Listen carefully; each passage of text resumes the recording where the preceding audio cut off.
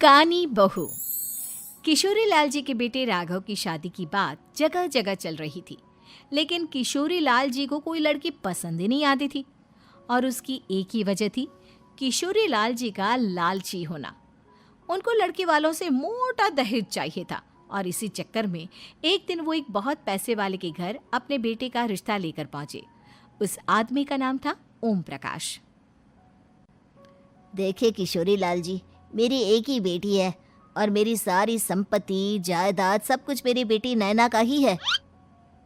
पापा, नाम से लगता है बहुत खूबसूरत होगी।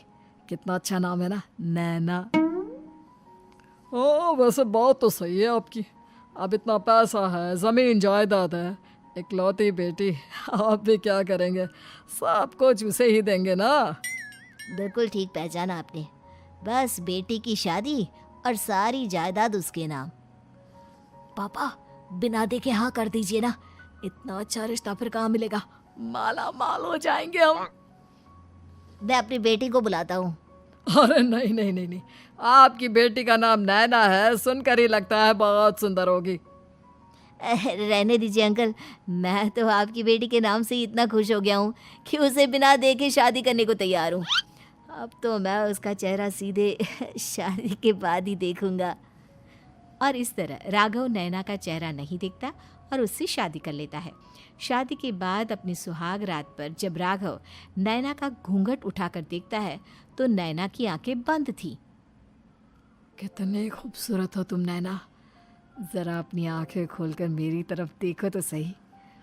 नहीं, मुझे शर्म आती है। अरे, मैंने तुम्हें शादी से पहले भी नहीं देखा, और अब अगर तुम आंखें खोलकर मुझे देखोगी भी नहीं तो मुझे अच्छा कैसे लगेगा? इससे पहले कि नैना अपनी आंखें खोलकर राघव की तरफ देखती, अचानक से लाइट चली गई और राघव नैना को पूरी तरह से देख भी नहीं पाया। अगली सुबह नैना राघव के लिए नाश्ता बनाकर लेकर आई। अरे ये क्या, आधा पराठा सीका हुआ है और आधा बिल्कुल कच्चा। ये तुमने क्या किया नैना?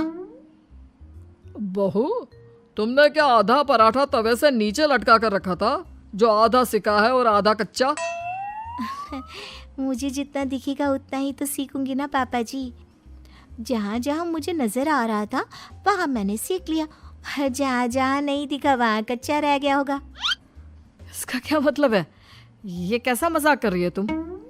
अरे बहू, तुमने इतना लंबा घूंघट क्यों लगाया हुआ है? देखो, हमारे घर में बहुओं को बेटी की तरह रखा जाता है, और फिर तुम तो इतना सारा माल लेकर आई हो। देखो, ये घूंघट डालकर रखने की कोई ज़रूरत नहीं है। हाँ नैना, पापा जी ठीक कह रहे हैं, तुम तो आराम से रहो, अपना ही घर समझो। नैना अचानक से अपना घूंघट उठा लेती है। अरे ये क्या पापा, नैना की तो एक आंख फूटी हुई है। नाम से नैना, लेकिन ये तो कानी बहू निकली। मेरे साथ धोखा हुआ है, धोखा। बिना दिखाए अपनी कानी लड़की मेरे संग ब्याह दी। मुझे कानी बीवी नहीं चाहिए। मुझे अभी ओम प्रकाश जी से बात करनी पड़ेगी। आखिर उन्होंने मेरे साथ ऐसा किया क्यों? अरे, आप लोगों ने ही तो पापा से कहा था कि आप लोग शादी से पहले मुझे देखना नहीं चाहते। अब मेरे पापा पर क्यों इल्जाम लगा रहे हैं? अरे लेकिन उन्हें बताना तो चाहिए था ना कि तुम कानी हो, एक आंख से तुम्हें दिखाई नहीं देता। किशोरी लाल और राघव नाराज होकर ओम प्रकाश को अपने घर बुलाते हैं। पापा जी, ये आपने क्या किया?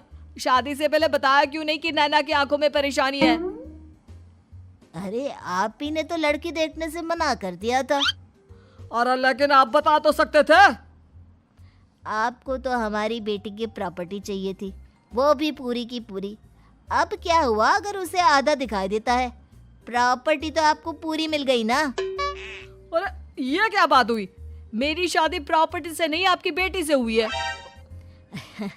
अब ये तो पहले सोचना चाहिए था, तब तो मेरी प्रॉपर्टी देखकर तुम्हारी जुबान लप लपा रही थी। लेकिन मैं कानी लड़की को अपनी बीवी बनाकर नहीं रख सकता। पापा, कुछ करिए ना आप। हाँ, करता हूँ। देखिए ओम प्रकाश जी, आप हमारे साथ ऐसा नहीं कर सकते।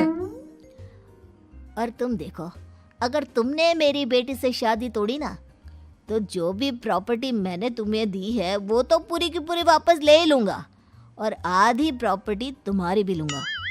अरे मेरी आधी प्रॉपर्टी भला क्यों लेंगे आप? इसलिए क्योंकि मेरी बेटी को आधा नज़र आता है और उसकी नज़र अभी तक तुम्हारी आधी जायदाद पर ही पड़ी है। अब तुम उसे घर से निकालोगे तो कुछ तो लेकर जाएगी ना। और अगर हम आपकी बेटी को अपने घर की बहू बना कर रखे तो? तो तुम्हारी पूरी प्रॉपर्टी तुम्हारी ही रहेगी, और जो मैंने तुम्हें दिया है ना, उसमें से बस मैं आधा लेकर जाऊंगा। अरे लेकिन अब आप अपनी दी हुई प्रॉपर्टी में से आधी वापस क्यों लेकर जाएंगे? अगर मैं आपकी बेटी को अपनी पत्नी बनाकर रखने को तैयार हूं तो? इसलिए ताकि भविष्य में अगर तुम मेरी बेटी को धोखा दो तो उसके पास कुछ तो रहे जो पति का हो। वैसे मेरे पास तो बहुत कुछ है, लेकिन अपने पति की कोई निशानी तो उसके पास होनी चाहिए ना। अब अगर तुमने मेरी बेटी को कानी कहा तो तुम्हें प्रॉपर्टी भी कानी ही मिलेगी, पूरी नहीं। जमाए राजा। किशोरी लाल और राघव समझ चुके थे कि वो बुरी तरह फंस चुके हैं और अब उनके पास वहां से निकलने का कोई चारा नहीं है। अब समझ में आया ना, लालच बुरी बला होती है। एक तो तुम्हें प्रॉपर्टी मिली, ऊपर से बीवी मिली, उसमें तुम्हें नखरे भी दिखाने हैं। आए बड़े, चुपचाप बैठो दोनों। कुछ दिनों के बाद नैना राघव की कार लेकर बाजार घूमने निकलती है और जब कार लेकर वापस आती है, ये क्या? एक तरफ से मेरी गाड़ी पूरी खराब हो चुकी है। लगता है तुमने मेरी गाड़ी को किसी दूसरी गाड़ी के साथ एक्सीडेंट किया है। अरे अरे कितना बड़ा नुकसान कर दिया तुमने बहू। वो क्या है ना पापा जी, मुझे एक आंख से दिखाई नहीं दे रहा था, सामने से गाड़ी आ रही थी। मुझे तो सिर्फ आधा ही दिखाई दिया और वो गाड़ी मेरी कार से रगड़ते हुए निकल गई।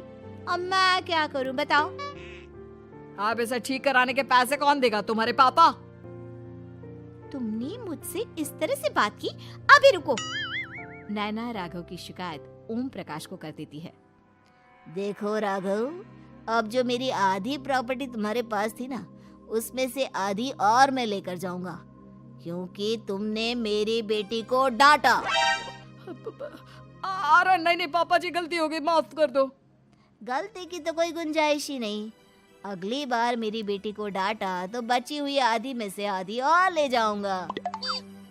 लालच के चक्कर में हम दोनों ने बहुत बड़ी गलती कर दी बेटा। एक तो तुम्हें कानी बहू मिली और ऊपर से जो माल मिला वो भी काना।